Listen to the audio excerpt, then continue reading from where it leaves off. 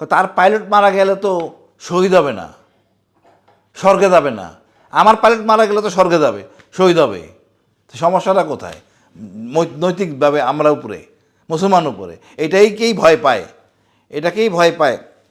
এই আমেরিকা বলেন, ইসরায়েল বলেন, এই একটা জিনিসই।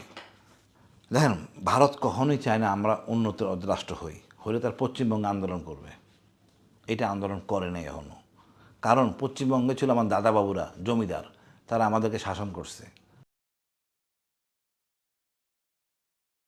সরকারকে বাধ্য করতে হবে, আমাদের কথা বলতে হবে।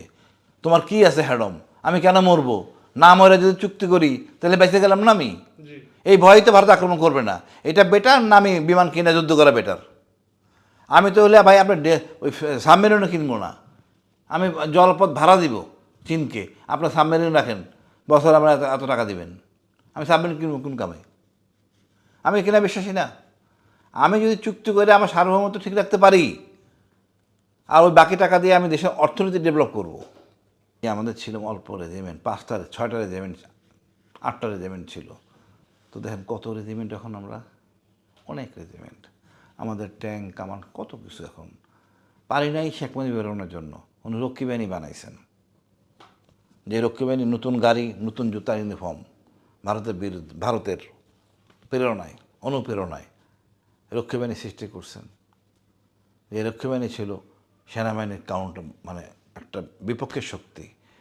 এই শক্তির মধ্যে সেনাবাহিনী টিকে গেছে। আমি ধন্যবাদ জানাই যেন শফিউল্লাহকে, যেন জিয়াকে সেনাবাহিনী উঠে নিয়ে আসতে পারছে এই বিপর্যয়ের মধ্যে।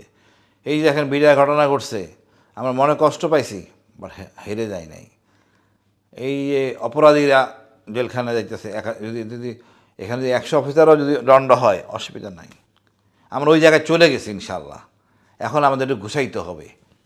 দেখেন, ভারতের কি সেই আর্থিক সচ্ছলতা আছে? ইচ্ছা করলে করতে পারবে? ভারত বড় নাজুক কন্ডিশন আছে, 7 সিস্টার নিয়ে, পাঞ্জাব নিয়ে, খালিস্তান, তারপরে নিচে আরও কয়েকটা দেশ আছে স্বাধীনতা চায়, তারা নিয়ে তো সে বিপদে। লাভজাব দেয়, এইটিকে কিন্তু সীমাবদ্ধ। তার যে হ্যাডম, তা তো পাকিস্তানের যুদ্ধ দেখা গেছে যে কী পারে।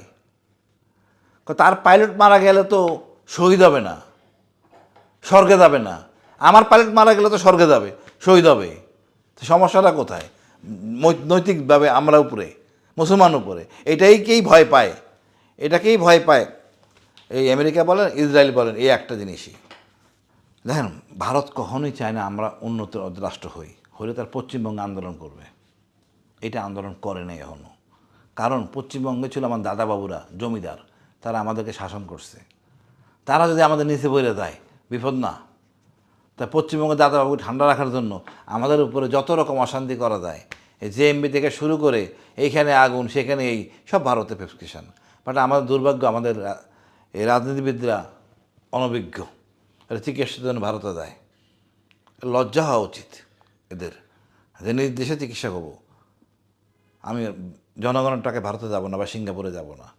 আমি মনে করি আমরা স্বয়ংসম্পন্ন হওয়ার সুযোগ হয়েছে এইটা। আগামী নির্বাচনে জনগণ সঠিক ব্যক্তিকে ভোট দিবেন, যার উপর জনগণ আস্থা রাখতে পারে যে আমাদের উপর জুলুম করবে না।